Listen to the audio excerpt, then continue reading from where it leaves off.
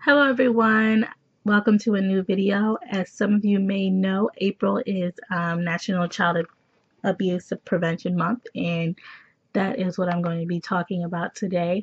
I think it's really an important subject to tackle. I don't think enough people talk about it, and also with the recent viral video that's going around with the father disciplining his daughters for twerking, I think that a lot of people are talking about a subject that is normally not really that talked about right now. So this is a great time to do a video like this.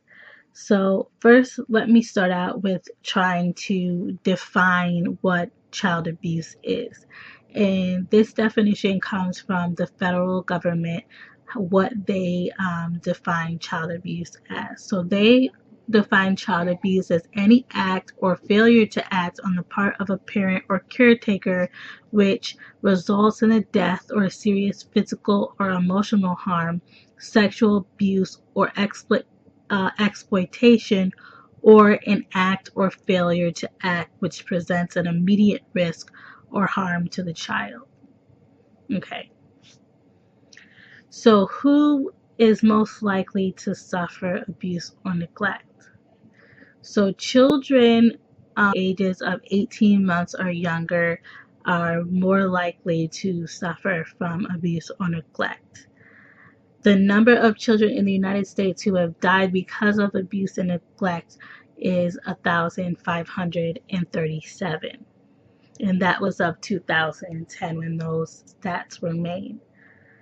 Of the number of children who died because of abuse and neglect, 79% of them were younger than 4 years old, and 47.7% were younger than 1 year old.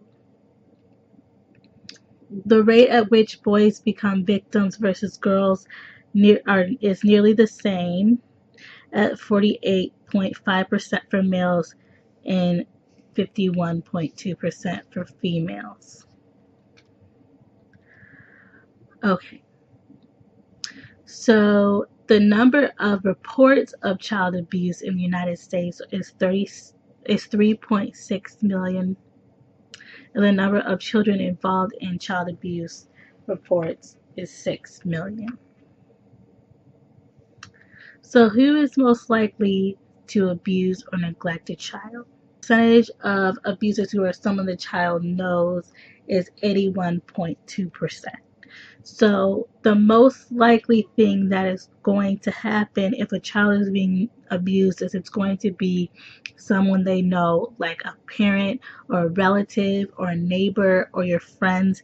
And a lot of people think about child abuse as being something that happens far away from them, or never could imagine that somebody that they know can be the abuser. But the most likelihood is that the person that is the abuser will be somebody that you know. So I encourage parents to not be naive in who they leave their children with, who their children are around, and making sure that you do checkups and make sure that you don't have to be crazy or erratic with it, but just making sure that if your child is at an age to understand those kind of things, that they know those kind of things, and kind of pounding it in their head and kind of going it over and over with them again about what is okay and what's not okay, and what they should do if they don't feel safe, and all of those kind of things like that. So I think that that is very important for parents. Okay, so if you think that a child is being abused, when do you report it? First, let's go over what kind of abuses they are and what those look like. So physical abuse is any indicator of injuries that do not appear to be due to an accident, or like if they were playing sports or they were just running around and they bumped their head, or so numerous injuries in various stages of healing may also add to needing to make a report. So here's a complete list of physical indicators. So those are bruises, welts, bite marks, burns, fractures like broken hands, broken arms, broken legs, head trauma, verbally disclosing child abuse. So sometimes the child will actually say, I'm being abused. And what I always say is, if a child is telling you that they're being abused, always take it seriously. Always take it seriously and always investigate it, and don't just brush it off like it could. Even if you investigate it and you find out that it's not true, the most important thing that you could possibly do is take it seriously. Okay, so sexual abuse. Signs of sexual abuse are sexually transmitted diseases, pregnancy, pelvic inflammatory disease. So if you are around a very young child that is pregnant, because kids can get pregnant at 10, 11, really, really young ages. And if you see something like that going on, then investigate that. Difficulty walking or sitting, verbally disclosing that they've been abused, fear of a particular person, excessive masturbation. I don't really know how you would know that unless you were a parent.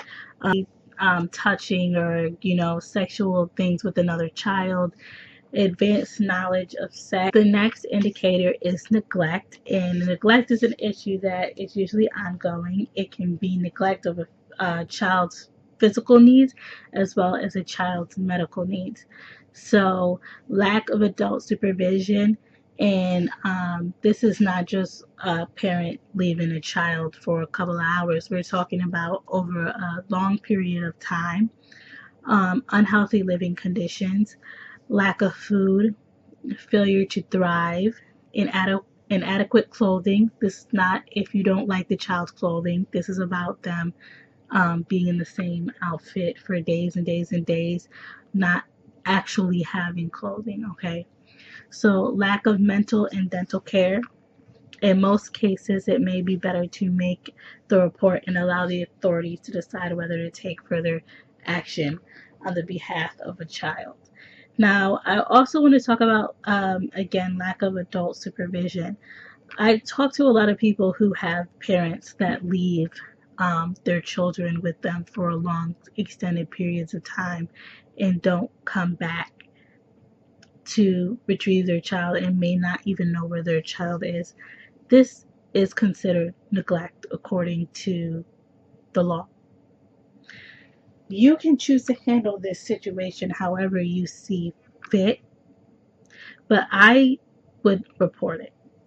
If a parent is constantly doing this, constantly, you just never know. And I think that there's a difference between wanting to help and a difference between because who knows, if something happens to you, then what happens to the child.